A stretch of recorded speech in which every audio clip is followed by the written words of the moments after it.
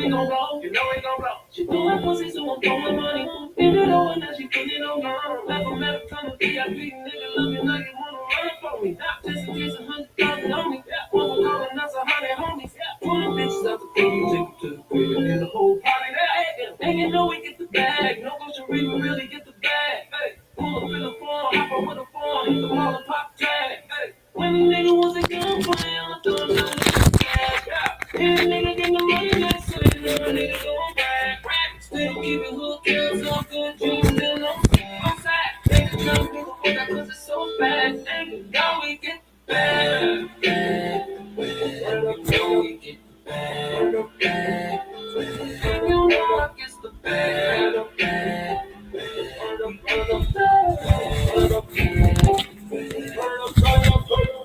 Run it up, you wanna ride around in the big truck. Run a nigga, then broke it up, run it back in the main back, suck it up. Run it flying with the gang, take a trip. It's a man, you was saying, shit, rip. I get the bag, I've been the number one, I do the dash. All of my fingers are black, when we get bitches, I smash. My soul's out the door, just a flag. The car with the sing around here. I'm turn 100 to a million up a name. Take the jet, the gang, till we play. And my neck, white coat, PPA, white coat with the pack on, crystal light milk. Get the bad nose up myself. I'ma buy everything on the shelf. Now we in the crowd with the water like Phelps. Be quiet, don't tell me. Y'all nigga up my world. My trip ain't felt my club. I feel like this my year. Speak for the million on my ear. I'ma get the bag all year. I'ma hit your bitch from the rear. I'm up in the coupe, hit the gear. Riding the brake with the shears. Yo, we get the bag. You know we get the bag. And you know I get the bag. We get the bag.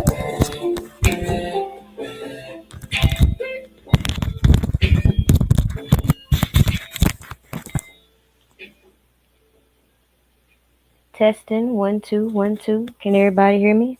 Can everybody hear me? What's up, Miss Lady T? Put a thumbs up if you can hear me.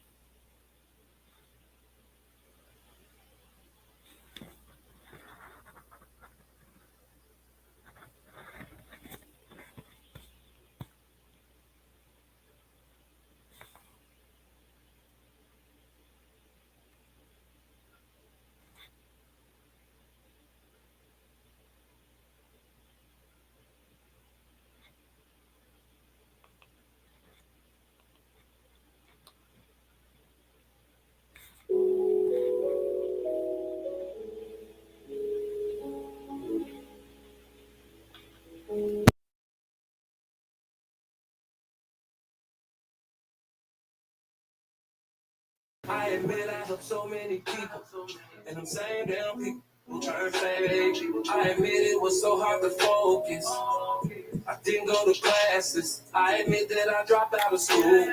I admit that I wasn't. Admit I just feel like retired. Admit I just don't feel like trying. But all my real niggas around me keep telling me, Kels, fuck that, you gotta keep climbing. I admit it, I did. I done fuck with a couple of fans. I admit I'm a gift and a curse. I admit that I don't go to church. I admit it, I made it. I admit it, I did it. I admit it, I did. I admit it, I did it. I admit I got so many flaws. Told so many lies to these dogs. Blew so much money, bought so many bottles, yet I fuck a bitch just because. Nigga, I had a hell of a day, but I admit I was in my own way.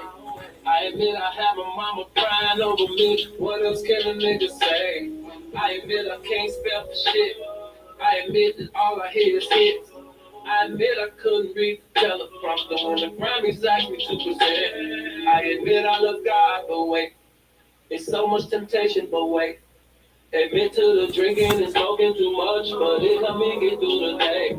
Won't say no names and not a snitch, but one night at the bridge, did some shit shoulda did. Waiting for niggas big. I admit that I did. I fucked my girlfriend's best friend. Yeah, I topped that in back of my Benz. I admit I'm sorry for my sins. I admit it, I made it. I admit it, I did it. I admit it, I did. I admit it, I did. Diddy. I admit I trust people too much. I admit I can't say such and such, but my lawyers told me settle this, even though it's bullshit. Can't even protect your career. All these people in my ear. I admit I've been tempted by drugs. I admit that I just need a hug. I admit the devil talk to me sometimes, but the devil's not who I trust. I've been fucked by so many damn managers. Why they push me out front of these cameras? All this music got invaded him and let it play me like a fucking amateur. I got a life, yeah. I got a right. Cancel my shows. That shit ain't right. How they gon' say I don't respect these women when all I've done is represent? Take my career and turn it upside down, cause you bet I've got some girlfriends. Hell with this work of it. It ain't worth this shit for real. Ain't seen my kids in years. They try to lock me up like this. How much can a nigga take? How much can a nigga break? Just wanna do my music, stop stressing me. Please just let me age gracefully. I admit it, I made it. I admit it, I did. I admit it, I did. I admit it, I did. I admit it, I did. They took my gift and they blind me. Where the fuck is my money? Now here comes this big ass conspiracy. I still got my fans, that's a blessing. Listen to heaven, just stay on my grind and that's 24/7. And I know my mama Joanne is smiling down on me. I put that on reverend. Been a grown man since age 11. Died on the guap since 7. Rest in peace to my homie Kevin. I admit it, I made it. I admit it, I did. I admit it, I did. I admit it, I did. I admit I'm a freak. Used to go to strip clubs every week. But who these niggas trying to say I am? Man, I'm not, and I put that on G. I admit I fuck with all the ladies. That's both older and young ladies. But tell me how they call it pedophile because of that shit, that's crazy. You may have your opinions, entitled to your opinions. But really, am I supposed to go to jail or lose my career because your opinion? Yeah, go ahead and stone me. Point your finger at me. Turn around, look at me. Like only God can mute me. I admit that I fired some people. I admit that I hired new people. I admit that those people I fired on my mama was crooked ass people. I admit that I don't know my music. I admit that I roll on my music. Want it back, but they don't wanna do it. What the fuck, nigga? I wrote that music.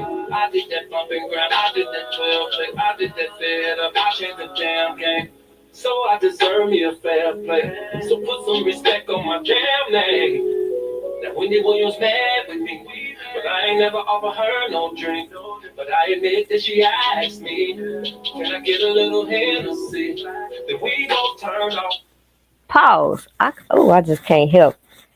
What's up? What's up, everybody in the chat? It's just crazy to me. You can just go back to this song alone and you can just revisit everything that we saw, those of us that followed R. Kelly's case and not the propaganda, saw how it played out for him. So it amuses me when I see these people windmilling for Diddy because they're acting like they don't see how this is going. Even though the prosecutors from R. Kelly's case tell you how they structured his charges and how it was going to be used when it comes to Diddy. And so many others, if you ask me my opinion, when we see this surplus of lawsuits being filed, prompting these criminal investigations.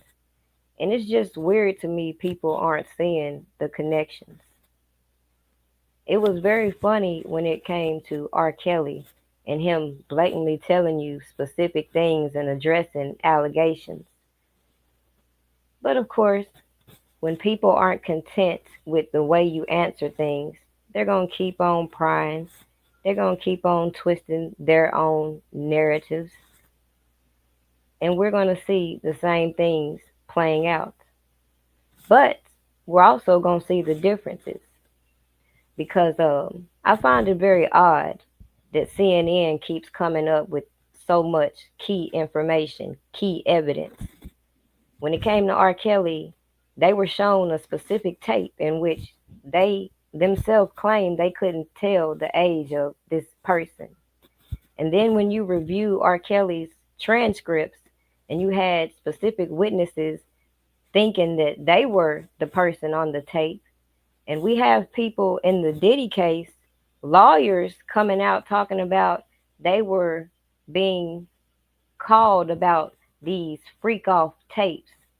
People were shopping around these tapes. We see all these bloggers talking about these tapes being shopped around on the black market, etc., etc. And nobody's asking who's extorting who. What's really going on right in our face?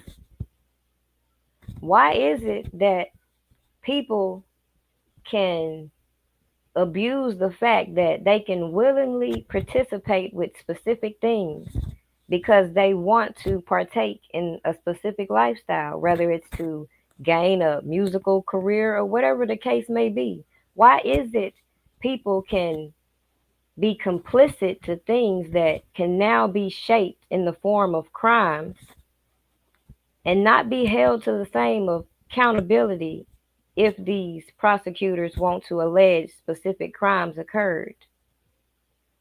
When it comes to major differences, people overlook when it comes to R. Kelly and Diddy, and people keep over sensationalizing this domestic violence situation and still not looking at how the prosecutors are leading up to this so-called criminal enterprise that Diddy and his so-called enablers partook in, even though he's the only one on trial for the RICO, same as R. Kelly.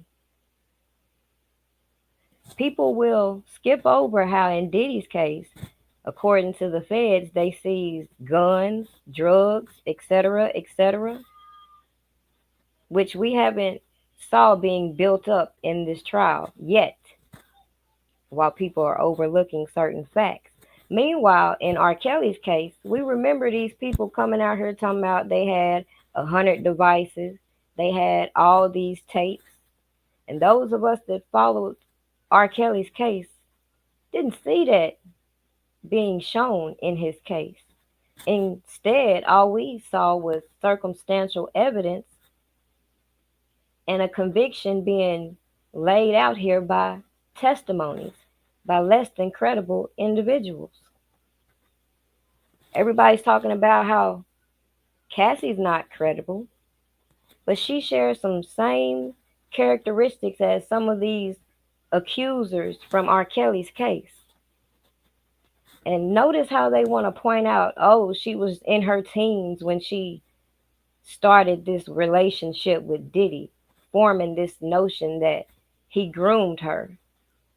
When that could be the case, but at the same time, we're not going to glaze over the fact that a lot of these women wanted to use high profile individuals to advance. Therefore, you can look at it with two different spectrums. You can say that they are being manipulated, and you can also recognize that they were trying to manipulate the situation as well.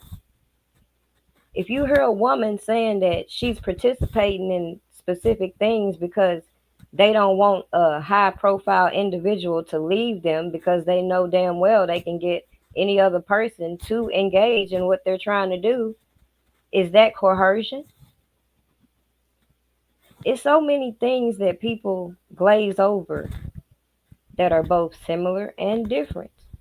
But tonight I wanted to look over some of the things that I intend to react to that I've seen being put out when it comes to Diddy.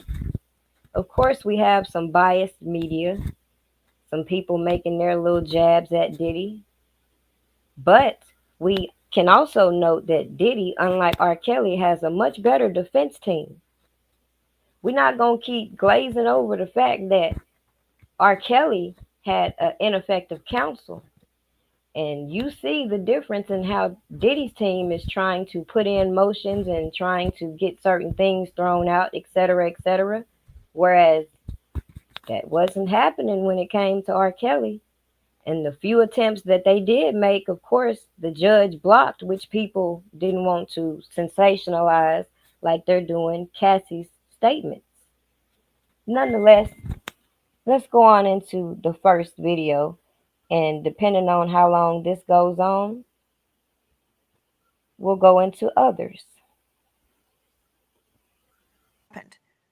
But that's breaking news tonight. Diddy sucks Prince Harry into a sex traffic cesspool. This as Justin Bieber makes a bombshell announcement amid claims he too was abused by Sean Combs. Diddy grilling Cassie on an NFL mystery lover as a Chris Brown romance revealed. Good evening. I'm Nancy Grace. This is Crime Stories. Thank you for being with us. This as reports of Sean Combs's Tootsie Roll. She is comparing Combs to a Tootsie Roll. Itty bitty Diddy. And Diddy's Michael Jackson. Itty bitty Diddy. Itty bitty Diddy, the Tootsie Roll. Sean Combs's Tootsie Roll. Yeah, I said that, but I didn't say it first. An alleged victim said it first, but let's get to now. Joining us outside the courthouse, Lauren Conlon, investigative reporter and star of Pop Crime TV. Lauren, thank you for being with us.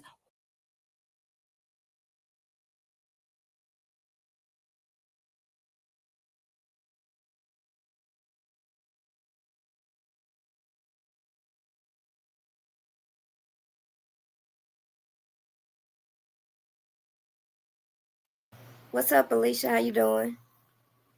Hey, Prima. Can y'all hear? Everybody can hear? Put a thumbs up if y'all can hear. Yeah, you see how this is going with Diddy and R. Kelly? Yeah, it seems like the cases are similar, if you ask me. Same old stuff that they tried to pin on Kells, they trying to do to Diddy. Have you noticed how everybody's main key point is, well, R. Kelly's case had children involved. Diddy's case don't have children involved. I'm just trying to figure out where the kids at. I haven't seen any kids in Kells' case.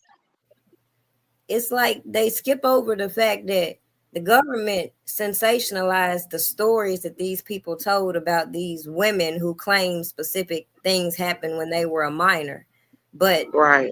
didn't have the evidence to prove that, which gives anybody reasonable doubt who don't want to just believe her all the time.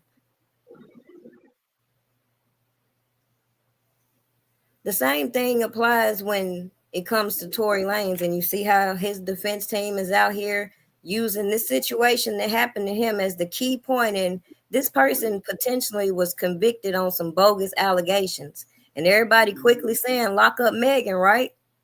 Right. Where that energy at for these docuseries actors who were used, who had no problem putting their names out here publicly in a lot of the articles and stuff they authorized, but then wanted to be anonymous in the courts because they knew these people were going to keep running with this minor bullshit. But yet they failed to show any kids. One, just give me one. Let's talk about the probable cause and getting this man locked up from the beginning. They allege this man was out here preying on kids, right? Right. But the only thing they could produce are the allegations of what happened in the 90s. I don't know any predator that's going to be preying on people in the 90s, but stop all of a sudden moving forward. And you're using that as the reason that this person is a danger to the community, which is how they could get him off the streets. Right. Because I was finna say, like, the only thing they keep going back to is Aaliyah. That's the only thing that I've keep hearing them bring up. Oh, she was this age when they was together and this other stuff. I'm like, when was they ever together? Where's the proof? They keep talking about a marriage license.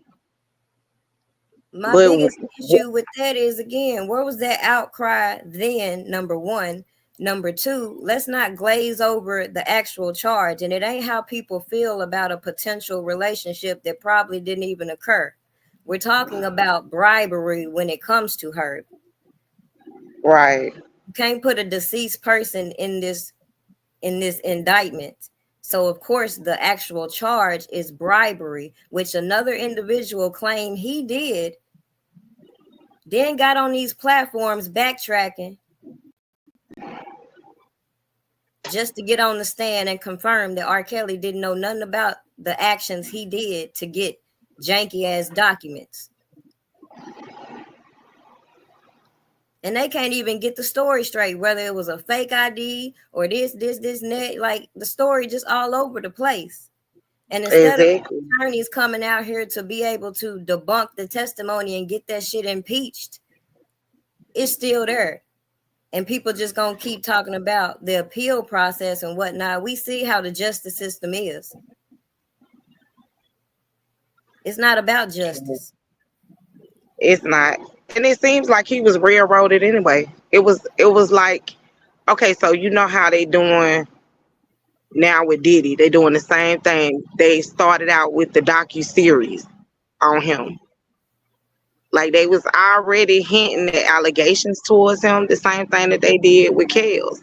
Right. They started with the surviving R. Kelly. Then they just continued with it. And then it was like they was beating a dead horse at that point, because it's like, what point are y'all really trying to prove? It's like y'all trying to make this man guilty before he even had his day in court. Right. So let's talk about it on a legal aspect of, if we don't have a case yet, right? But we're putting out all this propaganda and this clickbait and all this negative energy surrounding these allegations. We're already tainting a possible jury, right? Exactly.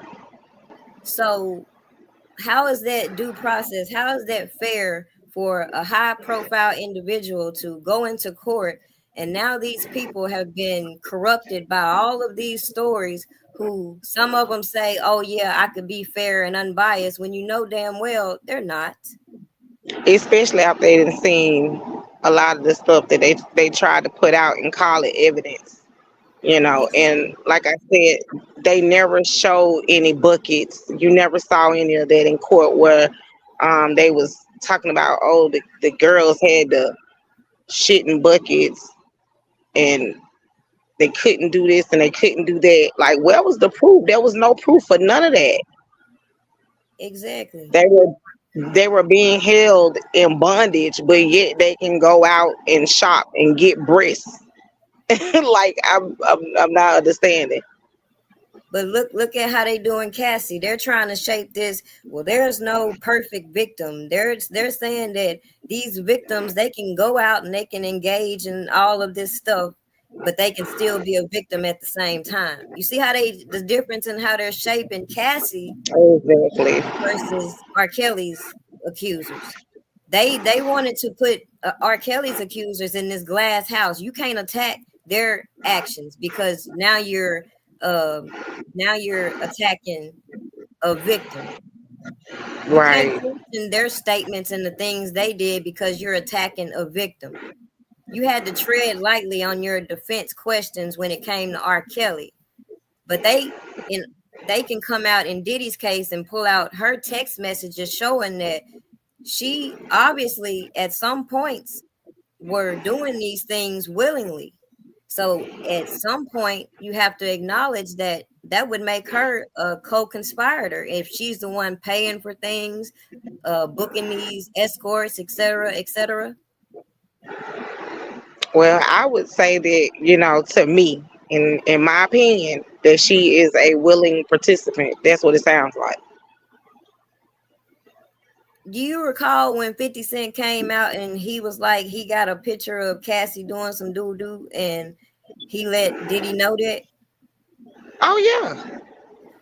That's why I feel like it's a whole bunch of extortion going on within the industry. And if people out having these secret videos and whatnot. Again, if a person is saying that they're coming out suing individuals because they're being blackmailed with these certain images and videos, they could press charges against those specific individuals. It's not making sense. Right. And then, like, even if you look at what's going on with Smokey Robinson, it's like, why would this man be violent and doing all the stuff that he's doing now? Why is it, recent, like 2024, I think they said one of the ladies came out and said that, oh, he did something to her in 2024. But you don't hear anything from, like, in his past. Like, I haven't heard anything from years and years ago, But I'm sure that is just like a prep up to get people to come on out and say, oh, well, he did this to me too. And yeah, I was a victim too. And to me, it's just all a crock of bull. Exactly. And it really makes it bad because you have real victims out there that's not able to be heard. Because it's more about money, you know what I'm saying? And what they can get out of the person more so than, oh, I want to see this man go to jail for what he did to me. Right. It's just crazy. Yeah, Prima, I just came up there to say that. It's just crazy to me how conditioned a lot of the people in the Black community are by the domestic violence aspect, that they're willing to keep glazing over. That's just the buildup. When it came to like how we see these lawsuits, and with Smokey Robinson, a lawsuit was activated. Now they're criminally investigating. We'll see what they pop up with next. Right. We'll see if they step forward next. Well, I don't know how true it is, but from what I've heard, Alex Fine, which is, Cassie's husband, ain't really making no bread like Diddy. So, you know what I'm saying? And then on top of that, like, her career, like, she couldn't sing anyway. Cassie wasn't no singer. Diddy made her. He gave her career. Right. I just feel like she's bitter because you was even sleeping with this man while even being with Alex, which was your husband at the time. So, I mean, now all of a sudden you want to get on the stand and cry wolf. That's wild to me that it comes out that she's on FaceTime with her now husband while doing the do with somebody. Right. That's like wild to me. That is wild. That's just like Azriel mama sitting over here pretending to be Azriel, and people glaze over them text messages. But exactly. Oh my God. They don't want to stand on business when it come on the inconsistencies with the evidence they selectively chose with those witnesses. And my whole thing is, why was it something done to Azriel's mom for even pretending to be her? Like, I'm just saying, like, that's crazy as hell to me. Like, she just gets out. These folks get out scot-free doing goofy stuff. Like, come on now. But then you want to say that this was done to your daughter. Your daughter's a victim. They get on TV. They done been on all these different interviews and stuff like that. You create a whole gang of people on YouTube and other platforms to go after people who are just really trying to understand what the hell is going on. Right. You see another difference with Diddy and R. Kelly. In Diddy case, they saying he paying people to come out here and speak on his behalf and wear shirts and shit. On R. Kelly case, you had these people that claim they watched the docuseries, and now every time say something good about R. Kelly, they popping up, looking up their information and shit. Just doing right. Exactly. on the internet. But nobody. And they don't think that that's weird, though. They don't think that that's weird. They think that is normal behavior for these people. That's crazy. That is normal behavior for these people. And it just goes to show their character, the type of, people that they are. And, they would love to say that others are not educated and don't know nothing. I mean, it's not even about being educated. It's just having common sense. You know what I'm saying? Right. You don't have to get on here and recite the law and all this other bullshit to know, hey, I'm not supposed to do this. If I do this, I'm going to jail. When you go to court, Exactly. they tell you what? Ignorance of the law does not excuse your actions, right? So that should be okay. If they saying this man had a RICO enterprise and all these people were bringing these people to him, even though he told one of their witnesses, Demetrius Smith, way back in the 90s, he wasn't supposed to be working with no damn minors. Yeah, all of a Right. sudden, keep hearing all these motherfuckers coming around him somehow because the motherfucker was trying to manage their career off of R. Kelly's name and shit. We ain't gonna speak on that. I mean, and then we could even take it a little further. Remember when Faith Rogers' mama came out here and said that her daughter didn't have herpes? They can miss me But with all all the they while, your daughter was on the stand. Her daughter was on the stand testifying that she had herpes. So did she perjure herself? But because she got immunity, she, nothing happens to her. She don't get prosecuted or anything for lying on the stand because her mama said she don't have herpes. That Kels tried to give it to her. So let's watch the wordplay. What they charged him with was criminal exposure. So that would mean, hypothetically, if you got this and you interacted with somebody and you didn't tell them, right? That don't necessarily mean you gave it to them. So my thing is this: if you're putting this hypothetical bullshit out there, why didn't his defense come out with his medical records? They had this janky ass doctor get up here who wasn't his damn physician talk about he prescribing shit to individuals. Ain't that against the law? What the fuck is going on here? But we gonna prosecute R. Kelly under RICO and only select individuals got herpes. You gonna have to prove to me this man got it. Number one, that's number one. So why wasn't nobody up there to testify with his medical records to introduce this into evidence? Any other regular case, that's what happens when it comes to shit like this. Somebody comes in to introduce the evidence, right? Why wasn't his physician able to come in with his medical records and say, hey, either A, he got it, or B, he don't got it, and let's move from there instead of this hypothetical exposure bullshit? Because if they did that, then it would mess their narrative. It would mess with their narrative. That's the point. So who was supposed to defend that? His defense team, right? Exactly. What's really going on? Exactly.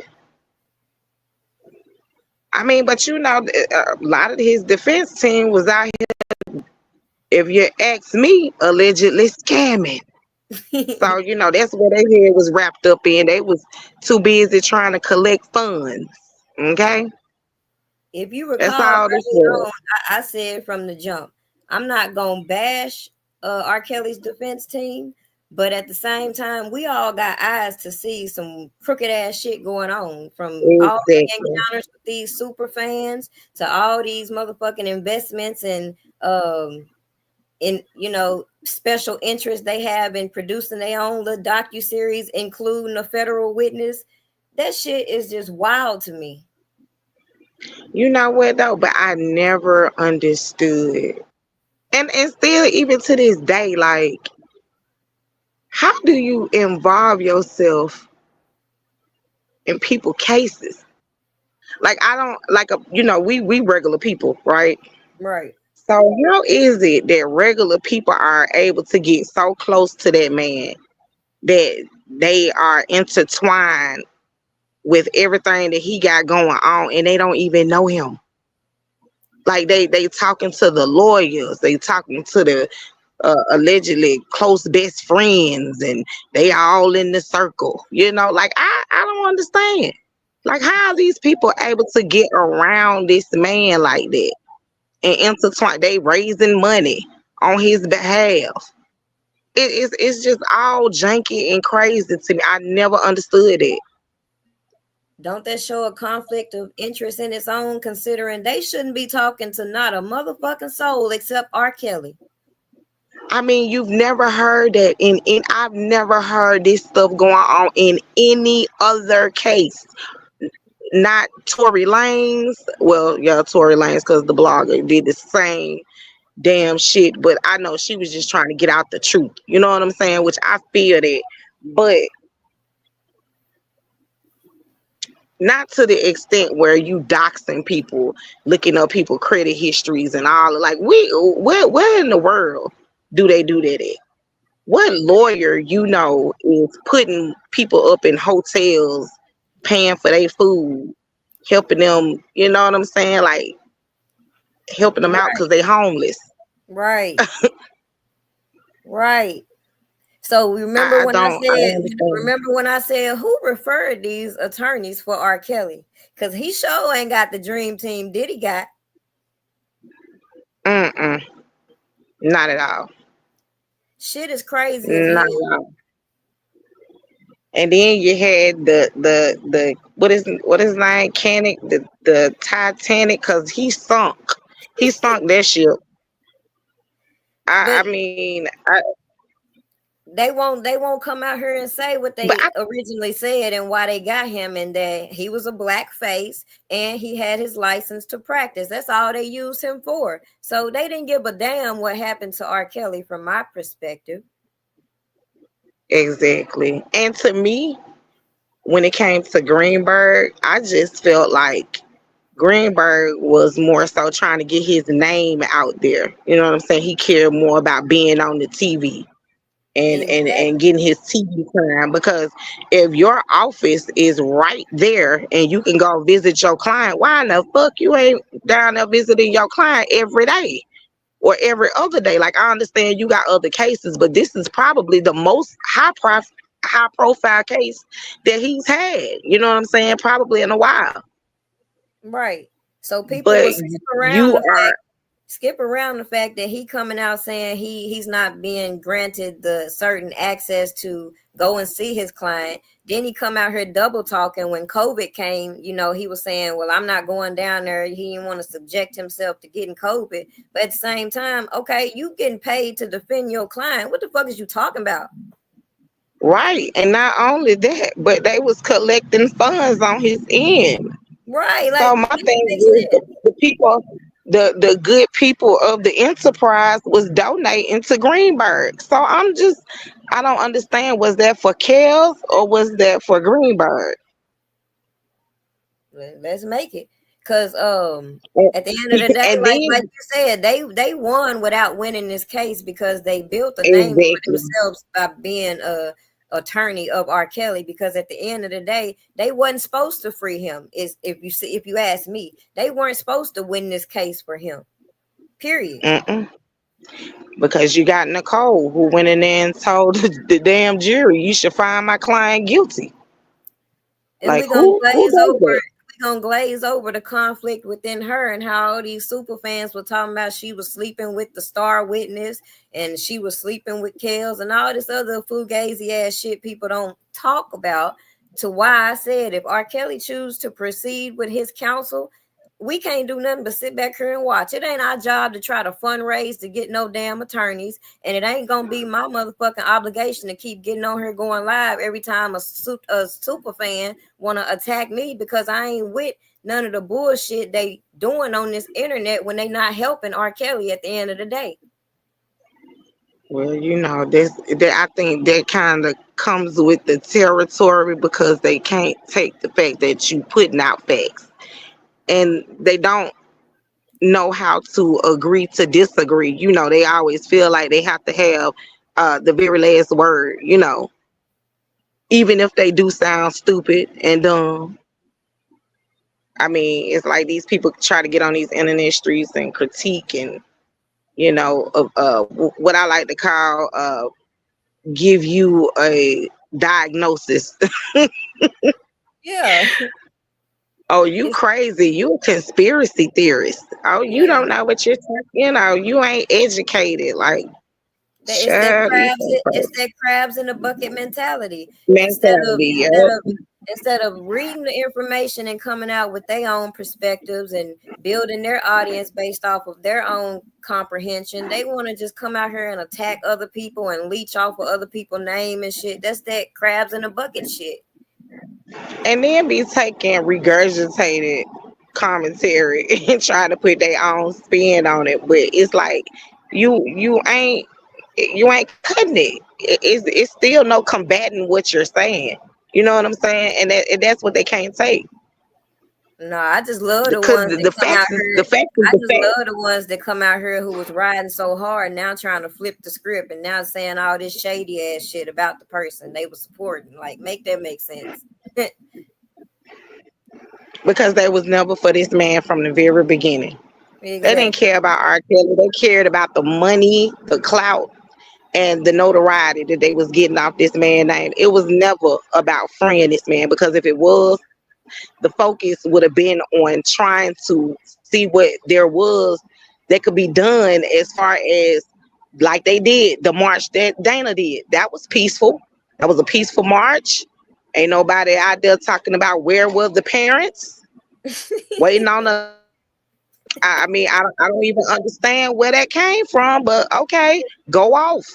But look what it did. It got the man jumped in prison. Y'all got, you know what I'm saying? Like, y'all caused more harm to this man and his lifestyle and the way that, you know what I'm saying, he was living before. Then y'all, like, I don't understand.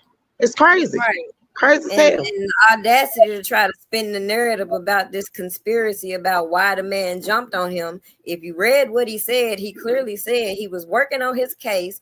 A lockdown was caused. He felt like he could get some attention by jumping on R. Kelly. But what if he really hurt this man and he's sitting in here on some bogus ass allegations his damn defense team was supposed to defend him on, but hung him out to dry? Exactly.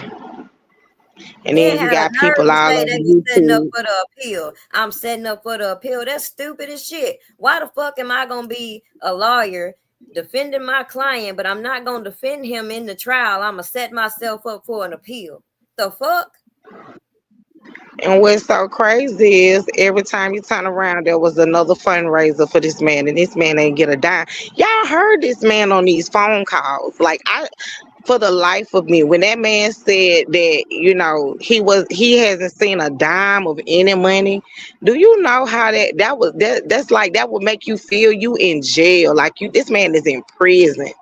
Right. You see what I'm saying? And the fact that they were fundraising and all of this in this man's name is crazy For to me. years. But not only that, like I said, a lot of people feel some type of way because I feel like a lot of people that we see are engaging with individuals who come from these scamming ass groups who I feel like have been scamming Hmm. R. Kelly's name for years. But the problem is when shit start hitting the fan, they got to still try to operate and get their money some type of way, including hosting janky Exactly. ass events and shit they know damn well R. Kelly ain't gonna be at, but got his pictures and shit on. Like, make it make sense. And see, that's what I said. They don't be wanting to talk about the banners that they didn't raise money for that never happened. Or what was it in New York? The radio, they said it was supposed to be something done with the radio station. I ain't heard nothing on no radio. They talking about some Joe Buttons and all. I still got I got one of those screenshots. I ain't seen none of that stuff. Because I seen some. the factor of the matter is that was all bullshit, if you ask me. Because that I don't care nothing about Right. none of that shit they was trying to do. Where was the evidence to prove this man was innocent of this and that? Where was his travel records? Where was his hotel receipts? Where was the fact that even Hmm. on some events this man was clear out the country? But they sitting here talking about he was doing this while a so-called witness jumping fences to get in his damn house. Like, where is the security footage? Why could, like, it's a lot of questions that's still But open. you, that's the stuff that really matters. You know what I'm saying? The stuff that you said, the flying laws. That's the stuff that really matters, not the other. People be too busy worried about that other stuff. Right. That's my whole point. If these people out here scamming, okay, scam on. I'm a bring attention to the fact that, hey, I'm not fucking with this shit that they bring into R. Kelly's name. But at the same time, that ain't my primary focus. If you gonna believe they scams or not, and I ain't going back and forth with they stupid ass. Okay. And that's what they want, though. They want people to go back and forth with them. They want people to go back and forth with them. But like I said, it's not worth it. Right. At the end of the day, these folks came on these YouTube streets and they just made a mockery of this man's case. And that's just the bottom line. Absolutely. They have made a true mockery of this man's case. At the And they same trying to time, do the same thing. yeah, at the same time, whether you that's my whole also another point I made. I don't really give a shit if people think R. Kelly's guilty or if Diddy's guilty. What I'm emphasizing is the blueprint that was used and was set out here to keep doing the same thing and keep seeing how far they could push these laws to target individuals is what I see playing out and what I saw with R. Kelly. When this man Right. say that his lawyers told him to settle it, like go back to his song. The man tell you his lawyers tell him to settle this shit, focus on his career. They already hanging him out to dry right there for the government to then try to twist the narrative. See, he settled all these lawsuits, so that means it's you know how that go. Same thing with Diddy. Right. Cassie said she did this in the lawsuit. She made these claims. Now we're gonna criminally investigate. With R. Kelly, we're going to watch this docuseries, even though some of these same prosecutors were in office back in 2008, but now they got to watch this docuseries to be sickened enough to solicit victims. But all they could get was these people who were orchestrated, in my opinion, to come out here from the jump. And remember when they had the hotline for people to come? Oh my God. Now that was just crazy to me. They had a hotline for people to call in. Absolutely. They did the same thing in a way with Diddy, you know, online social media. The lawyers were talking about, you know, come on. And now they talking about they got 100+ people with lawsuits coming. I'm telling you, it's something. Like at the end of the day, why is it that you can double dip? Why is it you can get a civil claim and then the government can piggyback off that and now come charge you criminally? Like either you satisfied with the civil aspect or you not. Like if you're not satisfied with the civil aspect, then don't even pursue that. Let's go criminal. But no, y'all know for a fact that some of these statute of limitations make y'all have to structure these cases the way they do. That's where people keep skipping over. Mm-hmm.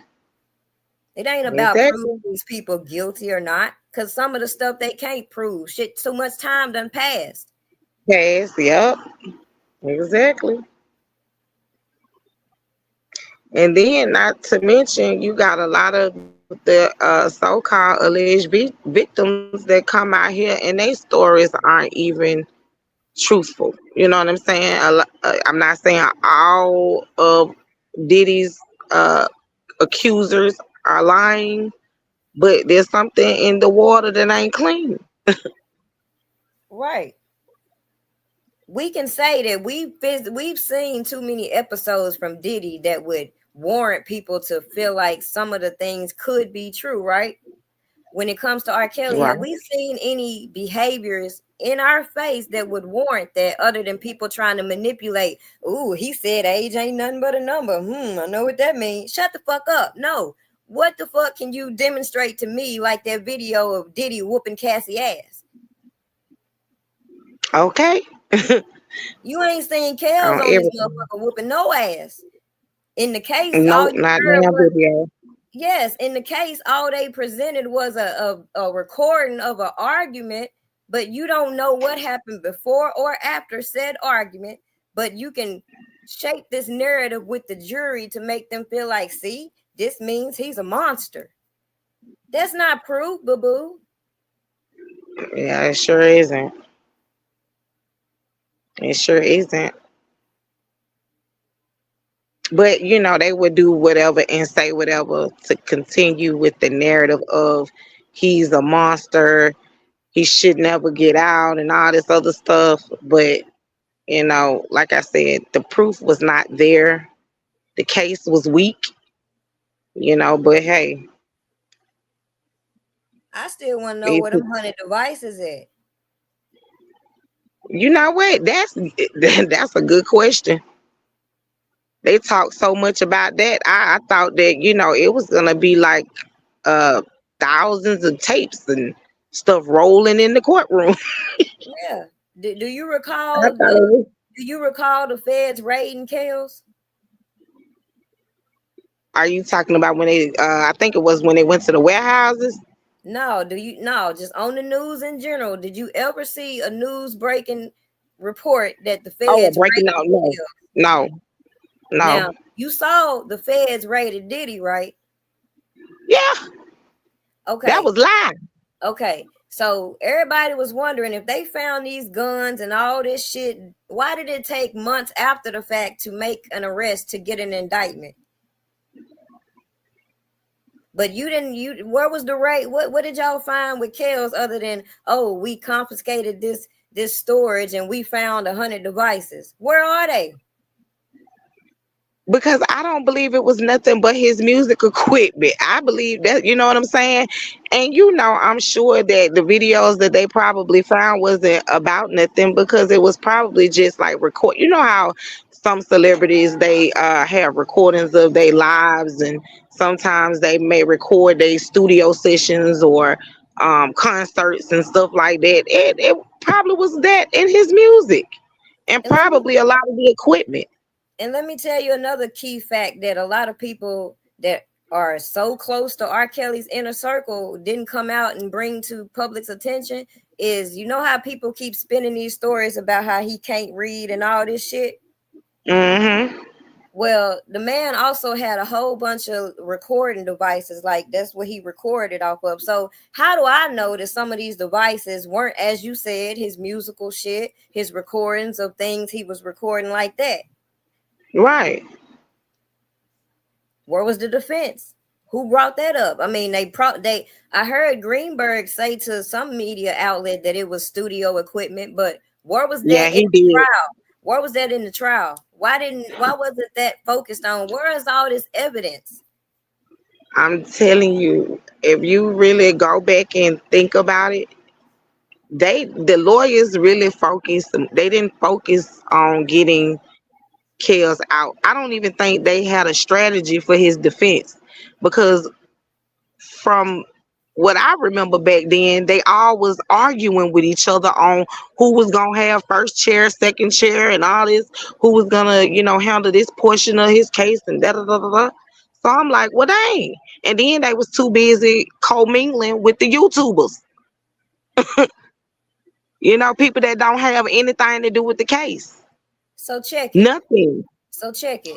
If this man has to face Jane Doe's, John Doe's, etc., who he don't know off top, he's not being able to get his paperwork because with his specific case and so many others, they'll let you read over your paperwork with your attorneys. But other than that, you don't get your paperwork hands on. So you saying he can't read, he can't get his paperwork. All he got to bank on is what people telling him. Okay, let's talk about that. And then you Right. got all this internal conflict within these attorneys, whether it was being involved in scams or just not properly defending him.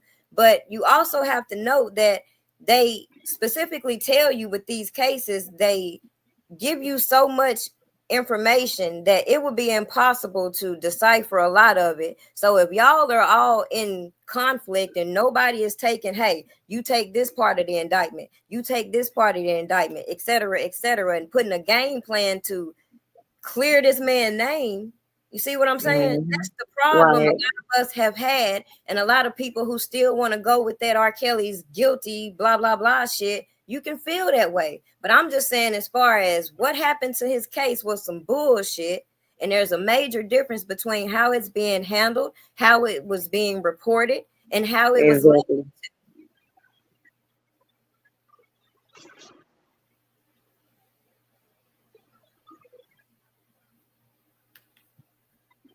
Did you see this specific Nancy Grace reporting on it? It just came out about 8 hours ago.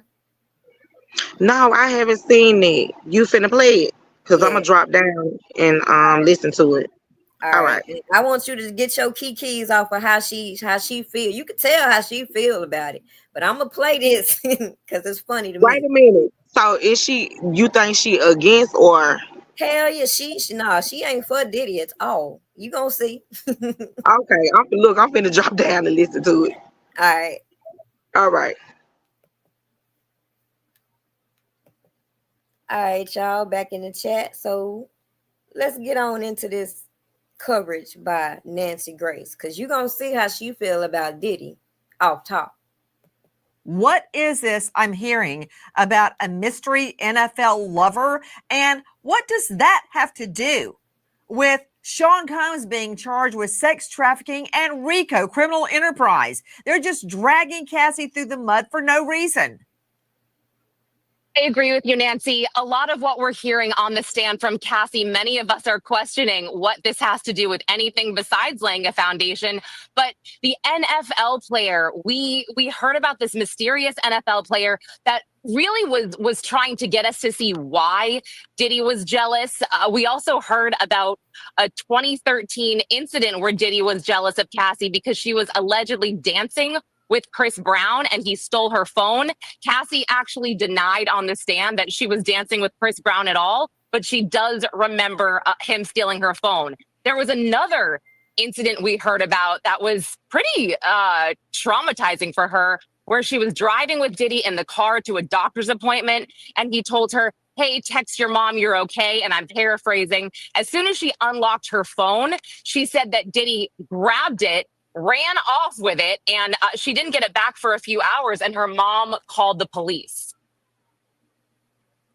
Wow. You know what? I'm going to follow up with a shrink in just a few moments about the type of power and control. When I was working at the Battered Women's Center as a volunteer, Lauren, at that juncture, everybody was still tethered to the wall with a phone, right? And the perp would snatch the phone out of the wall. Here, same thing, different decade. So what else is happening in the courtroom beside the defense trying to drag Cassie Ventura through the mud? And after a moment, a particular moment of shredding her on cross-exam, Sean Combs had a hot mic incident where you could hear him say, "I'm proud of you," to the lawyer that was attacking Cassie Ventura. I thought that her approach was gentle. She wasn't badgering Cassie, and that was strategic. Well, we are not. Y'all hear how different that was? Nancy Grace, she already tried to set the stage talking about Diddy's defense team was badgering and doing all this bullshit to Cassie when they're doing their job, creating reasonable doubt with her testimony. And now you're going to see the reporter come back and say, actually, it was a little gentle with their questions, et cetera, et cetera. Not really seeing that on the remainder of the cross. We're seeing a lot of Cassie being called out for things.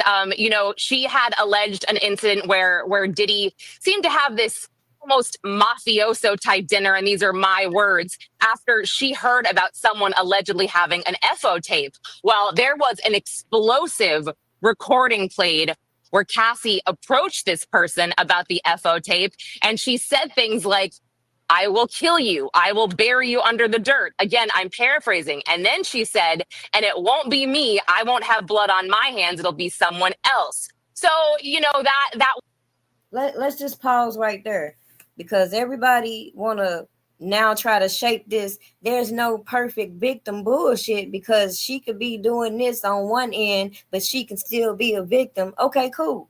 But let's think about these charges of racketeering and the Mann Act specifically that the prosecutors are going to try to prove, especially when you have drugs being involved, et cetera, considering if you go and look at the consent laws now, if you're drugged, even if you potentially willingly take the drugs, you're no longer in the position to consent.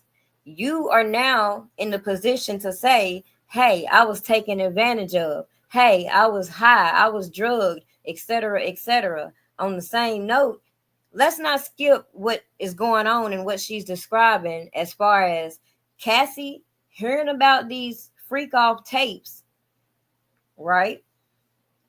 She's threatening this individual, talking about she gonna take him up out of her, which would obviously, that might be a natural response if a woman felt like somebody's violating her. But again, that goes back to my original point I mentioned earlier. If somebody's threatening a woman in today's age, talking about they're going to release some freaky videos or images, they could be criminally prosecuted for revenge porn. So with that being said, I feel like a lot of the things that ignited some of these accusers to come out and claim this is why I'm doing this, and now trying to say that Diddy was blackmailing them using these videos when clearly there's potentially other people doing just that. So why aren't they on trial under this RICO for this type of activity if we're going to prosecute Diddy? Wasn't great. I did feel for Cassie on that. And oh, Nancy, we actually heard about Jonathan Odie. And another point I wanted to bring out, they also highlight the fact that Cassie suffered a lot of memory loss and traumatic experiences that would lead her to remember certain things and et cetera, et cetera. Then they go into talking about this therapy that she went through. So when I hear shit like that, how do I know, just hearing what she was willingly participating in, how do I know that she's not now refurbishing these stories with false memories and or could have been potentially coerced to come out with certain claims? And that don't negate from any domestic violence that she says she incurred, but that's not going to give people the scapegoat to try to merge the domestic violence and try to say, well, this is why she participated because she was scared of getting her ass beat, when you got other messages where she's willingly saying, I love freak offs and all this shit, and even coming back to say, well, I'm done with freak offs. And she's willingly saying that I know that you're going to get somebody else to do this, then participating in these events while the government trying to make it appear like she just wasn't with it. She was manipulated from the beginning. We actually heard from Cassie herself that she saw him hold up a phone during an FO and she went to tell Sean Combs, and the prosecutor asked her, well, do you know what happened? Did he pay him off? Do you know about this? Cassie alleged she didn't know, but the rest of us know what happened.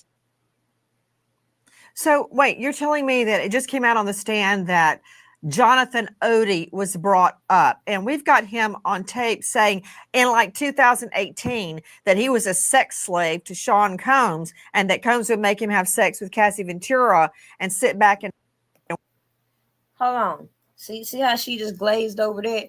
She said the man said he was a sex slave for Sean Combs. Actually, he said he was a sex slave for Cassie and Sean Combs. So again, if we're going to take this person who's a co-conspirator and over sensationalize this victim mentality, you could be cool with that, but I'm just saying certain shit don't sit well. And watched the whole time, and that Combs paid him off. He even mentioned Mark Garagos in that 2018 recording. That's not the best picture he ever took, but that said, now Odie has come out as part of the cross-examination, and Cassie Ventura describes an incident where Odie was videoing a freak off, as you say, FO. Yes, apparently he lifted his phone up and she freaked out and she told Sean Combs, and she alleged that she didn't know that he paid him off, but she knew that essentially he, quote, took care of it. Also, the company they... Pause.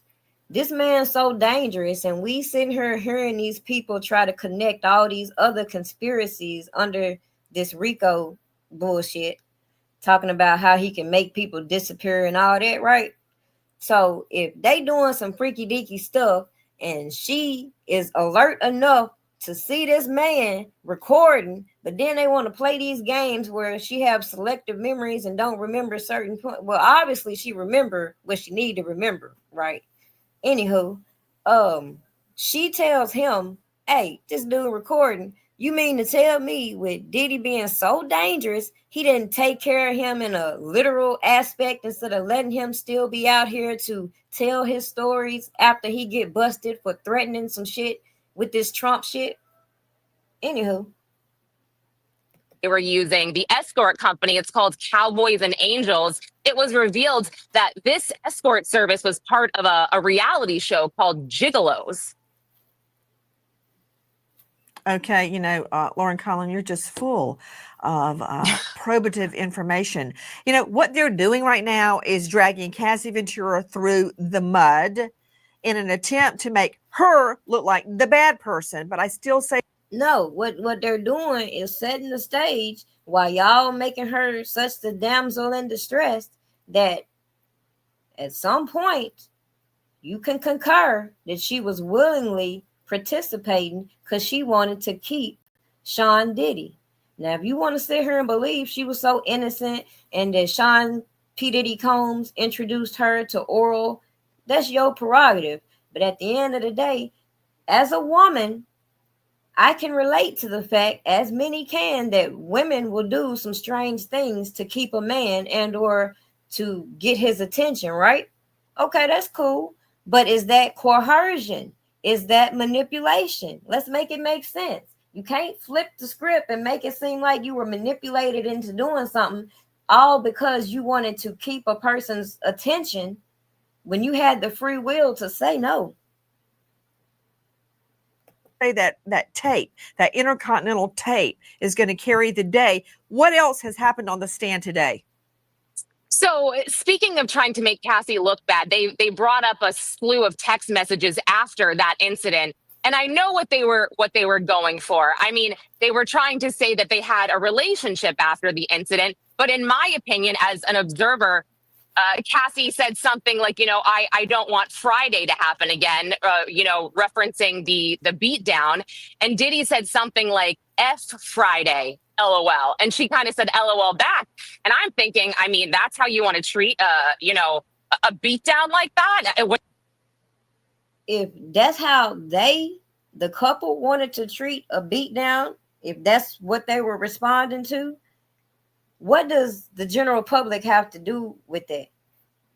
If the security officer didn't alert the police at the time, and they're alleging that Diddy tried to bribe this officer and the officer said he didn't want the money and took a recording of the video that was supposed to be deleted to show his wife, that has now magically resurfaced in the hands of CNN, it's just questionable to me how people want to view this.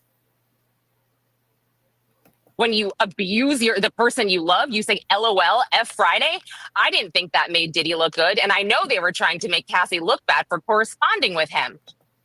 At the end of the day, some of us know people in real life, whether it's your cousin, your auntie, your mama, your grandmama, your great grandmama, I don't know. But we all know that person who goes through situations like what people witness when it comes to Diddy. That's why I feel like the community has been so desensitized with this, and the fact that you had some old people that would tell you to just take the abuse. You had some people who were content being abused, and anybody with common sense will know that you can't make a person leave a situation that's toxic to them.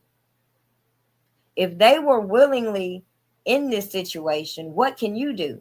If you saw situations happen with your cousins and whatnot, your mom or whatnot, and you stepped in like you should do, but then they end up right back with that person, what you supposed to do? Additionally, Cassie had alleged that occurred in August of 2018. And the defense attorney found transcripts where she told the government that it happened in September of 2018, really trying to, again, poke holes in her story. And they also showed us text messages between Cassie and Diddy after the alleged, where he said, I know I didn't turn you on.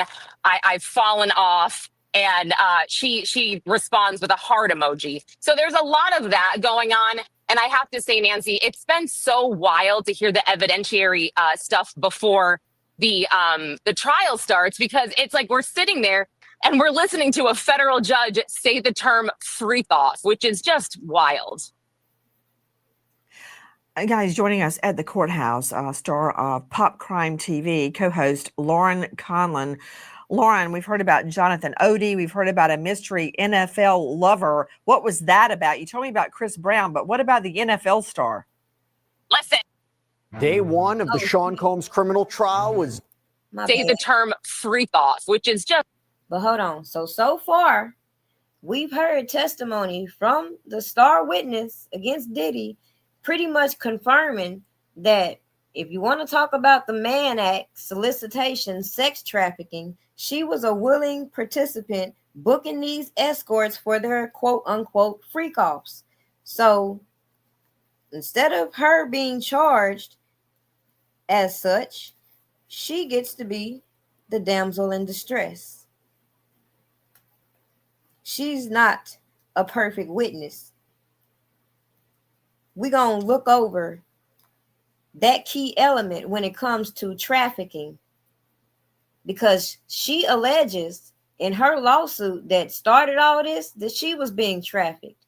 But how you gonna sit here and file a lawsuit talking about you being trafficked when you are trafficking others? Make that make sense. Just wild. Guys, joining us at the courthouse, star of Pop Crime TV, co-host Lauren Conlon. Lauren, we've heard about Jonathan Odie. We've heard about a mystery NFL lover. What was that about? You told me about Chris Brown, but what about the NFL star? Listen, I don't know. It's just the fact they bringing up all these other celebrities, and it's kind of like how they did leading up to this indictment and how they was over sensationalizing these freak offs, comparing them to every party that Diddy had, as though every party that Diddy had was a freak off, implying that all of these celebrities that went to Diddy parties had to be involved in these freak offs. So we're going to keep just naming people and connecting them to Diddy, because, of course, we don't want them to come out and say nothing. Know much about sports, but I plan on looking this up after, because that was a moment that many of us were like, who did she date in the NFL? And I believe the year, don't quote me on this, but it was sometime between 2013 and 2015. Lauren Conlon, tell me how Cassie is holding up on the stand. How does she look today? So let's get into this alleged kidnapping, because a lot of people are ignorant to the law and how you can be in your own house and still be kidnapped. You could be moved from one room to the next room and you can be kidnapped by the eyes of the law, right? In case you didn't know that, go look it up yourself. But anywho, the fact that this lady could express that she was actively cheating on Diddy in their relationship and he was cheating on her, even though she came out earlier in her testimony and said that she thought they were in a monogamous relationship, even though he was public with Kim Porter. But how the hell you gonna say you thought y'all was monogamous when y'all not even in a public relationship, then come back and say you were cheating on him, he was cheating on you? You were even booking these escorts for your own little private freak offs, which didn't include Diddy, but the prosecutors want to keep making you this innocent victim who were forced to do these things. She looks beautiful. Her hair is down. She has a white shirt and a black jacket. And again, she remains poised. She remains composed. She's answering the questions as best she can. And we're going through pages and pages of text messages from 10 years ago. So it's trying. And when I was leaving the courtroom for lunch, I saw her lawyers walk in, bringing her some Dunkin' Donuts for lunch. And how is the jury responding? How did their demeanors throughout the day today? Overall, this jury has been very stoic, very rarely showing emotion, as well as Combs' family. Everyone seems to be pretty composed. Lauren Conlon joining us outside the courtroom. I'll talk to you in just a few moments, Lauren Conlon. Let's bring in the entire panel. Joining me, an all-star panel to make sense of what we are learning right now. But first, you wanted to get her on up out of here real quick. She wasn't going along with the propaganda you was trying to perpetrate, huh? Had to move along. I want to go straight out to Robert Crispin joining us, private investigator at Crispin Special Investigations, but for my purposes, former federal task force officer for the United States Department of Justice, DEA Miami Field Division, never lack of business, former homicide, and for today, former vice cop. Robert Crispin, I put a lot of female victims on the stand, okay? I've put a female preacher on the stand. I've taken a depo from a nun in a different case. I've put prostitutes on the stand. I've put dope addicts on the stand. It never fails, whether it's a female preacher or a prostitute. They get dragged through the mud. Everything they've ever said or done wrong, according to society in the past, is brought up. So they've got Cassie Ventura threatening somebody, and I'm going to go to Sydney Sumner to explain why she was threatening someone, and it's caught on video, and they play it. I mean, think about it, Robert, not out loud, please. The worst thing you've ever done, the worst moment, not just talking about it, but actually having it on video. The worst thing, the thing you don't want your children to know about. Okay? Everybody hold that thought just a moment.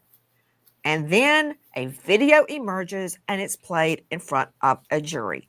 She is being attacked for having other lovers, for some claimed flirtation with Chris Brown. All right?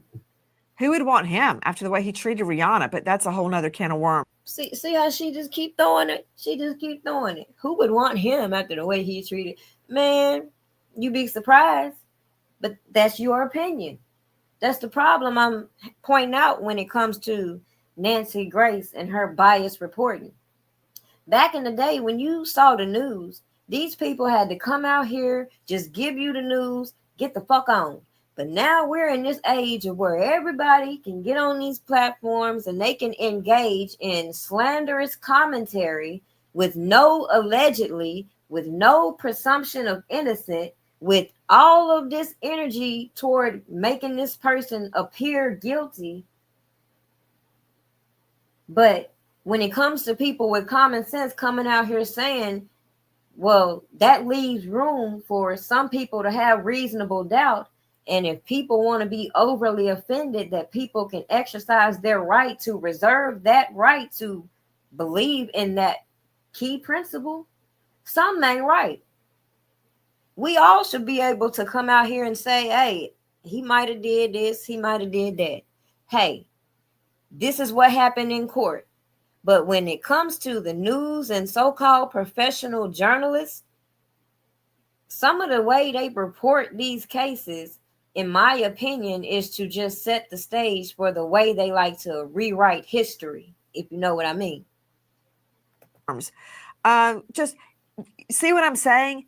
They're talking about her drug use. They're talking about a violent episode, a violent threat she made, and it's caught on video. They're doing everything they can to demonize Cassie Ventura.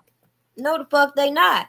They not demonizing her. And the woman you just got on up off your goddamn screen just told you that they were gentle in their line of questions. So you can kill this shit you trying to keep spinning when you're saying that they did all this fucked up shit to her on this stand, when their job is to go in there and do what they did, create reasonable doubt. So to bring up her drug use, why wouldn't you bring up her drug use if it can create reasonable doubt that she's having false memories, for example? It could bring up reasonable doubt that she was willingly engaging in certain things when she was under the influence. When it comes to these threats, why not put that into question when she testified that Diddy was trying to blackmail her with these freak off tapes, and you have this other individual who was secretly recording you and all these other tapes that are being shopped around? Like, yes, they're doing their job. And you and I've seen it a million times, Crispin. Yeah, they're trying to make her look really bad in front of that jury. But sadly enough, all the drugs, all the stuff that she was doing was an escape. It was an escape from her mind to get away from Diddy into a different world in her mind. The drugs helped her with the pain. The drugs helped her forget things. She's on certain things. She talked about being on Suboxone, which is a drug to help you get off an opiate addiction. These are things that start, believe it or not, with the boyfriend giving the drugs to the girlfriend, and the next thing she becomes addictive. How do I know that? How do we know that she wasn't dibbling and dabbling in other things beforehand just because y'all want to present her as such this innocent person on one hand, then coming back talking about there's no perfect victim? How do we know that she wasn't engaging in extra drug activity because maybe she was feeling remorseful about the things she was doing? But instead of standing up and saying, no, I'm not going to do this, and letting him move on about his way, she was so in love that she decided to willingly participate. Yeah, you can look at it that way. You can look at it many ways. But that don't mean that they were demonizing their witness when their job is to cross-examine her. I see that happening in this thing because these drugs took her to a whole different level, that took her into a world where she was numb and didn't probably know what was going on to her or going on to her. And then the next day coming to reality and starting to have these text messages and trying to keep light of it because she was afraid of him. We don't know that. Let's hypothetically run with what you're trying to push. And let's say that she was so drugged up that she don't remember certain things going on to her, but she was alert enough to look up and see somebody recording her ass, right? This, what they're saying don't make sense to me. No, they don't make sense to me. Yes, it was a 10-year relationship. Of course it was. But there was a lot of times it was really bad, and she was scared to death to get away from him because of his power, his money, and his connection in the music world. She was scared to death to get away from him, but she left him multiple times. Even being with her now husband, talking about being lost without Diddy, she was terrified to leave him, is what they want us to believe. No. She wants us to believe she loved this man so bad that she was willing to do all this stuff for him. Meanwhile, they want us to believe all she really wanted to do was sing. That she had all this music collected. She signed this 10-album deal, even though everybody knows it ain't like she had the best voice. They want to skip that she appeared in a movie even outside of her musical career. And that even after leaving Diddy, she had ample opportunity to do what she wanted to do.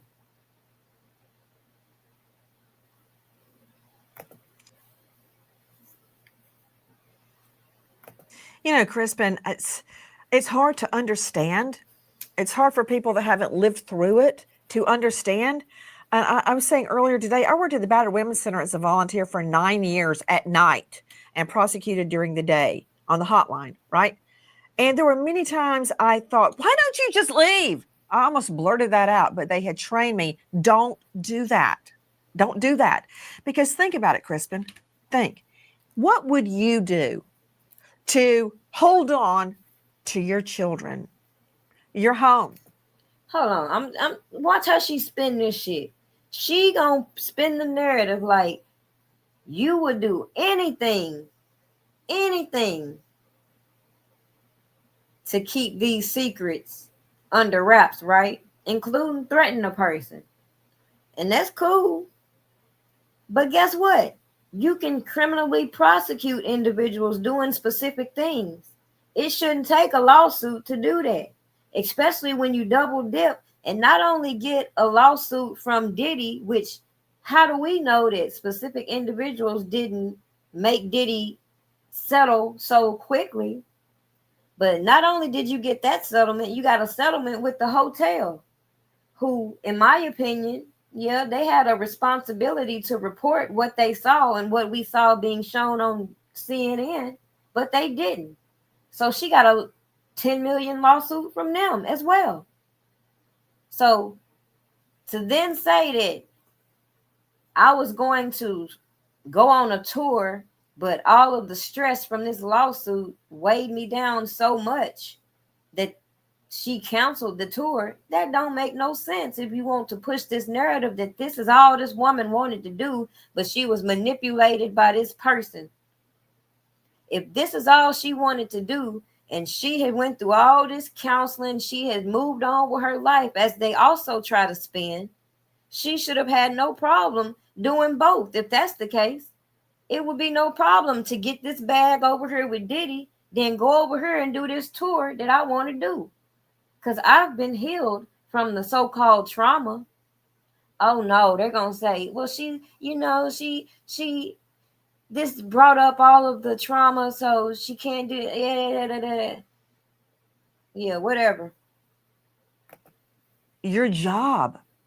I mean, you've built up a reputation over all the years with the DEA, with the task force, with the Department of Justice. What if you were going to lose it all? What would you do? I mean, I would do just about anything to keep my twins, to hell with everything else. But I would do anything to keep custody of them. But you mean to tell me you want to compare that you would do anything to keep custody of your kids with the sensationalized stories we've heard, including the damn escort telling us that Cassie is the one who told him to urinate in her mouth. So to hear her testimony talking about, no, I didn't want nobody urinating in my mouth and all this and all this and all that. Shit, why did you allow this to happen? That's disgusting.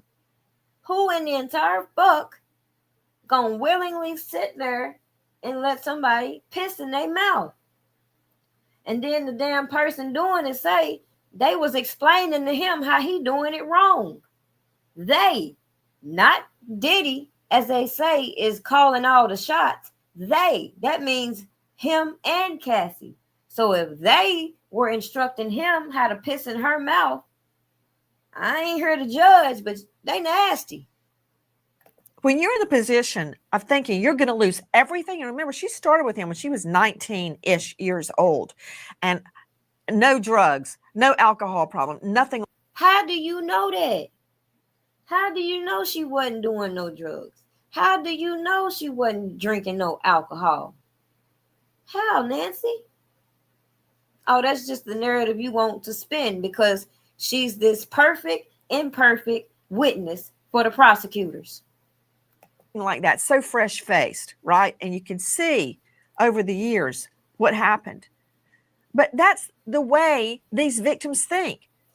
What they're going to lose if they don't go along with it. So you mean to tell me that I'm supposed to agree with women who, let's per se, they want to be in the industry so bad that they will allow themselves to be pimped out. They will engage in quote unquote freak offs.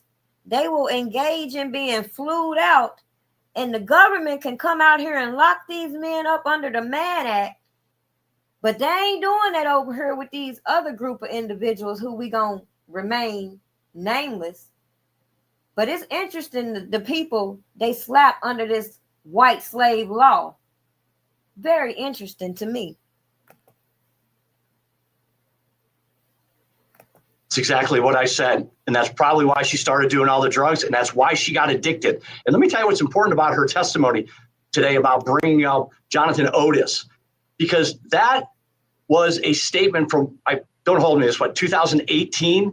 This wasn't any part of Rule 35 or a 5K1 in the federal system, meaning I'm going to give a statement and tell you something so I can get credit. This was an off-the-cuff comment during a law enforcement interview where he brings up things he did with Casey and Diddy. That has a lot. So pause. Don't that make you wonder if this man went and made some terroristic threats involving Trump back in 2018, and during that interrogation, he mentioned that he's a sex slave for Cassie and Diddy, and it takes Cassie to drop a lawsuit for law enforcement to get involved and investigate Diddy. Somebody make this make sense.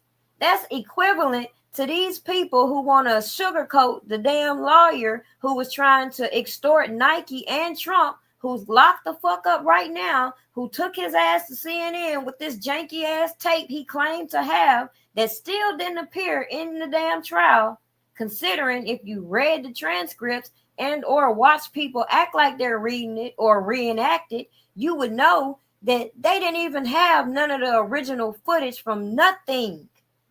When it came to this tape that people think I'm finna sit up and overanalyze an R. Kelly case, let's talk about the fact that they had to go back in their archives and bring out images from the original tape that they had back in the original trial.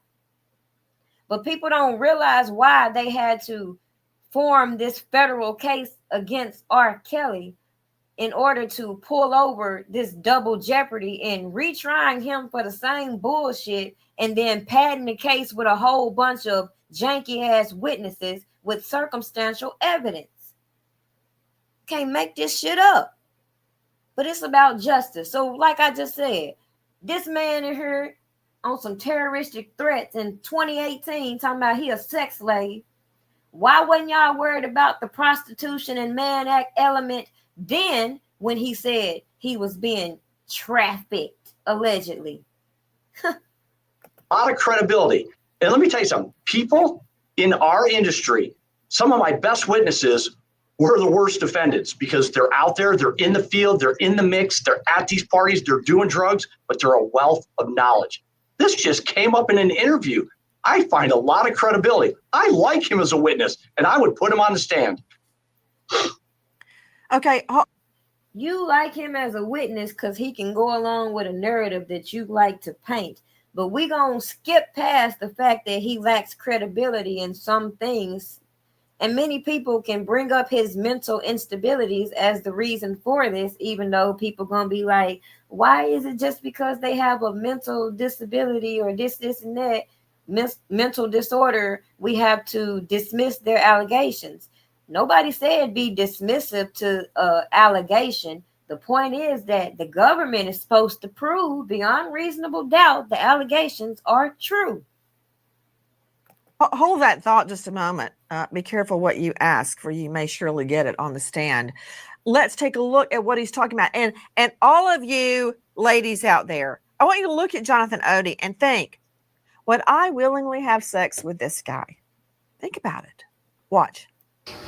I had sex with Cassie and Sean. She funny, because she know damn well, even though he look rough as fuck now, which would indicate that this man done had a hard knock life, he didn't always look like that. This man was an escort. He looked like something once upon a time. He just looked like shit now. So don't do that. Would you think she want to have sex with a person that looks like this? Fuck no. Nonetheless, even if she did, and even if she willingly participated, including pointing out that he's recording what the fuck they're doing, that ain't our business. Damn sure ain't no RICO conspiracy. Basically, he would masturbate and tell me what to do with Cassie. I had like 15 encounters, and I heard a lot of business. Because what they would do is Sean talks a lot on the phone and on the TV with speakers and stuff, and I was like a sex settlement with Sean, okay? And he belongs to that agenda. That's why he's so famous. They land over contracts. It's these attorneys. My settlement put me in a box. Basically, I couldn't talk because I was going to be sued. So I let it be, but they've been following me, and they've had, Mark Garrick has had the FBI on me, has had other agencies looking at me and spying on me, okay, because they want. Pause. This man, what's up, Bullets Gotti? Everybody else in the chat. But you hear what he said? He said they had the FBI following him. Now let's think about what was revealed. Cassie threatening him over this freak off tape. So hypothetically, even if they did have the FBI looking into him, wouldn't y'all raise questions about what he's revealing to you about the extortion element when they're trying to paint the narrative that Diddy is using these freak off tapes to blackmail people? They're trying to put it like he even got freak off tapes of these other celebrities, and if they don't speak in his defense, he gonna release it. Again, propaganda. Makes no sense. want to set me up as an extortionist, like if I was extorting Sean for money. Didn't I just say that? Like he was extorting Sean for money. So what were you doing? How did it come to their revelations that you got footage? Now they already allegedly confronted you about said footage. So who in the hell would not make sure this footage is really gone? If they want me to believe this man is such a danger to our community, he make people disappear, wouldn't you want this problem right here to disappear? Why would you have the feds following him if you so dangerous and you doing all this shit? Let me go out to a shrink. I need a shrink. Dr. Cheryl Errett joining us, a clinical forensic psychologist specializing in trauma recovery, PTSD, and more at AskDrCheryl.com. Dr. Cheryl, thank you for. This another key point. Look at R. Kelly case. They want to bring in these specialists to confirm why this and why that and the possibilities of this and that. Even when it came to that janky ass marriage certificate that they claim proved that R. Kelly married Aaliyah, they didn't go get the damn clerk that was there at the time, even though he's very much alive. They could have subpoenaed him. He could have gave more clarity of this whole situation instead of leaving that reasonable doubt element out there to question all of the things that we've heard about this so-called marriage. At the end of the day, they ain't proved to me that this man actually did anything to Aaliyah. They didn't prove to me that this man confirmed any bribery that went on between the prosecutor's witness. And at the end of the day, even when it came to these allegations of exposure of herpes, why not have his physician come in instead of having all these analysts to come in to try to psychoanalyze these victims and try to sugarcoat why they did this and why they did that, or have another doctor come in and talk about the effects of herpes? I don't give a shit about the effects of herpes and none of the psychoanalyst bullshit. It's a simple, did this man give these women herpes or not? And to this day, they can't come out here and say, on paper, this man gave these women herpes. This person, this person, this person, this person all got it. No, they want to come out here with this bullshit and say this person got it, this person got it, but these people ain't got it. Then you got other people over here talking about, well, that don't mean other people didn't get it just because they didn't say they got it. Well, shit. What the fuck is we supposed to do if select people only want to say they got this disease, but y'all want to hold this man accountable for criminal exposure without proving he actually did this? The fuck? For being with us. I wanted you to see the Jonathan Odie bite, okay? Because this is back in, I'm pretty sure, 2018. Sydney, jump in if I've got the wrong date. Look at this guy.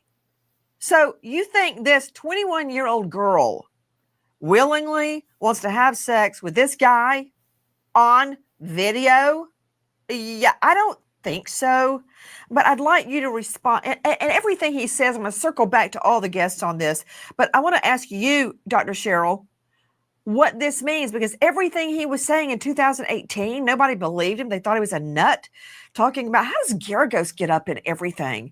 That Garagos was after him, that he signed an NDA, non-disclosure agreement, that he couldn't talk about what had happened with Sean Combs. But he said then that Sean Combs would force him to have sex with Cassie Ventura while Combs sat back and masturbated and watched and talked on his phone. He was telling.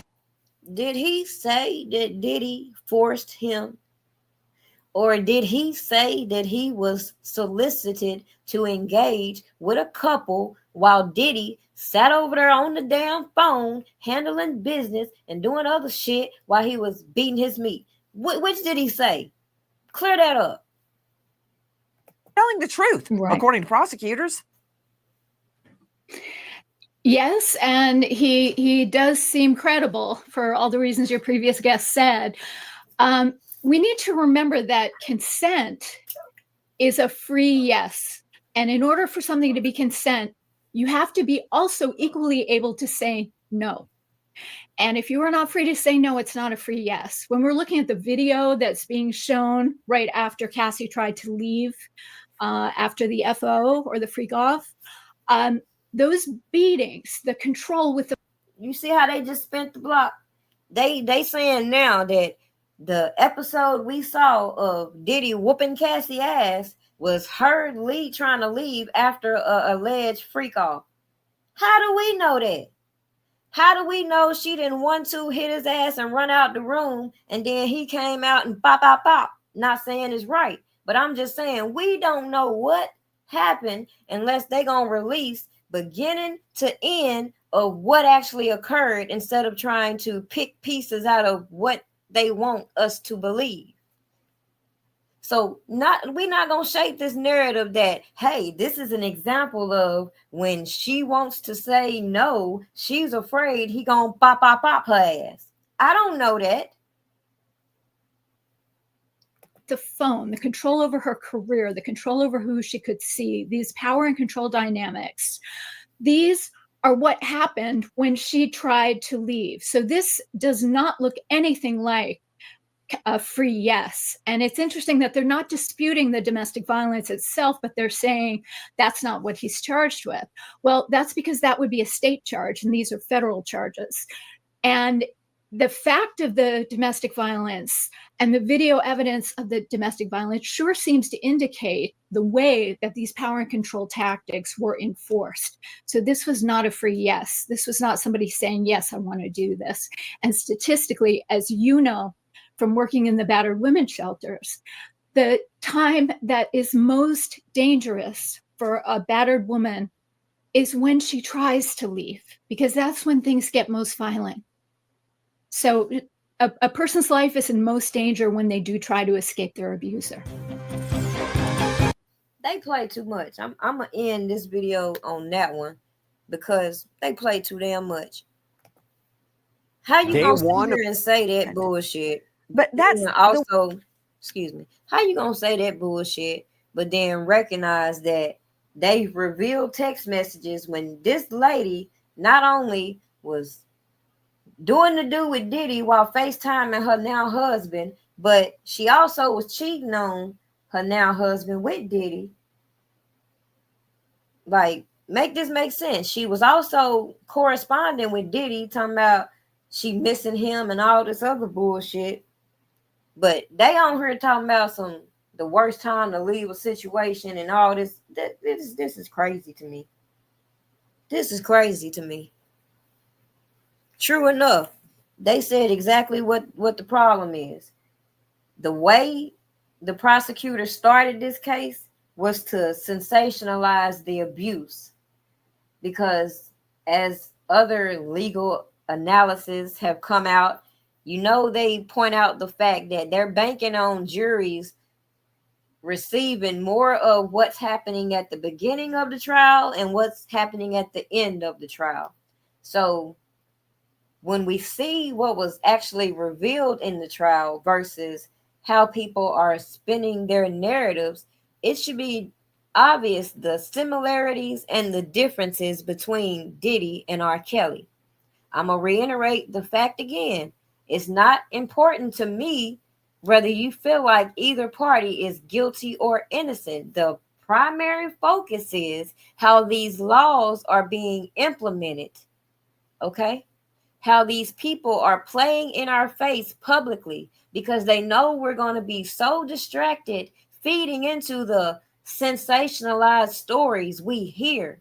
They know so many aren't going to go back and read the indictment, read the allegations, read the transcripts. They know that. So when it comes to creating history, they can report on it how the fuck they want to in today's standards. Because as I also mentioned earlier in this live, we can see the difference in how news was being reported way back when versus now. The same type of reporters could have had animosity with some of these high influential people, but until specific events happen, Now we got the green light to get on these public platforms and feed these narratives. And nobody will stand up and say, is that justice? Let's make it make sense.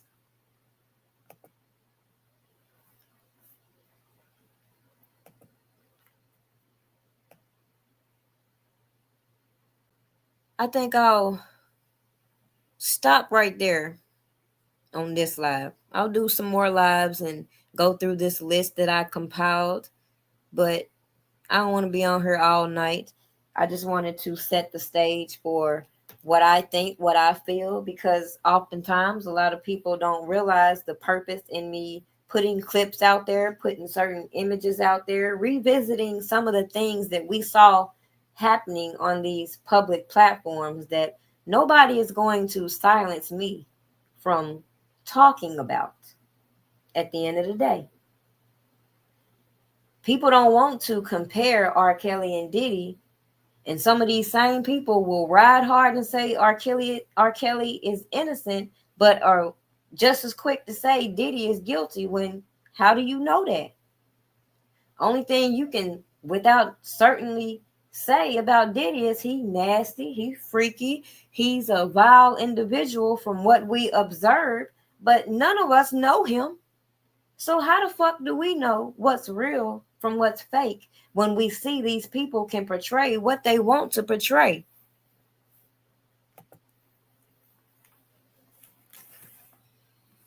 If anybody else wanted to join the live before I end it, I think I'll just end it right there.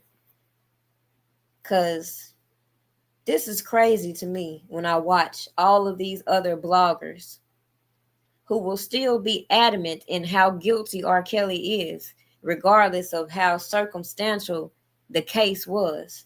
They can keep saying, oh, I don't see a RICO in Diddy's case. Well, I never saw a RICO in R. Kelly's case. You're not going to come out here and tell me 1 minute we're going to hold all the enablers accountable, and then the person who started all this shit get locked the fuck up, and everybody don't nobody want to talk about that. Don't nobody want to talk about the evidence he allegedly supposed to have. No, but we want to keep riding on R. Kelly so guilty. Because it was Aaliyah. We want to keep riding with that. He wasn't charged with what you think happened between him and Aaliyah.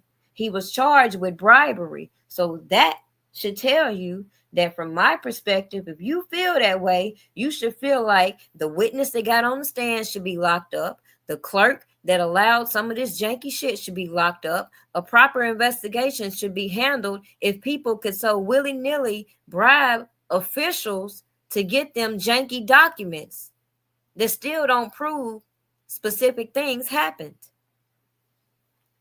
At the end of the day, it's a whole lot of janky shit going on this internet. And it's up to people who recognize what's going on, who choose to make content, to call that shit out accordingly. It shouldn't be people on here afraid to say, well, some of the stuff that they are saying about R. Kelly is absurd. Some of the evidence they presented trying to make their case don't prove nothing. And that R. Kelly's defense team failed him. And if you can't say that, but then you want to turn around here and say, free Diddy, there's no enterprise, etc., etc., I'm going to say you're full of shit. You're full of shit. So shut the fuck up.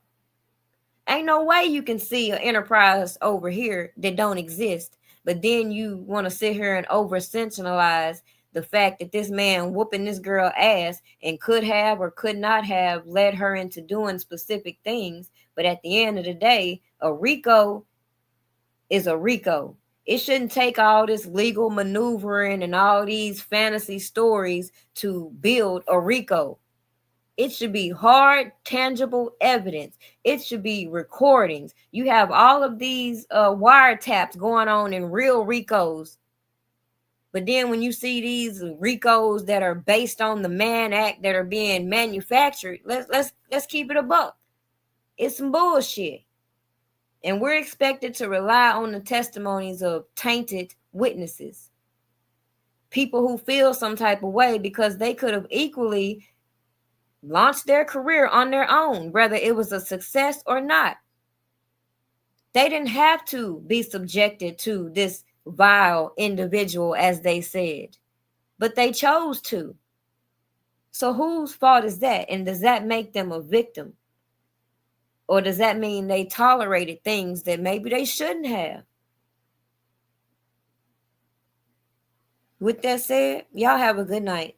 I hope y'all keep an eye out on what's going on, not just with Diddy, with Tory Lanez, with everything that's going on. Because if you ask me, it's all a distraction. Even when it comes to Big U, I feel like a lot of these people who have been allowed to make a name for themselves are being targeted for whatever reason. We may never know. But it should be our obligation to, if we're going to comment on the topic at hand, stay on the topic at hand. Y'all have a good night. Shout out to everybody in the chat. See y'all on the next one.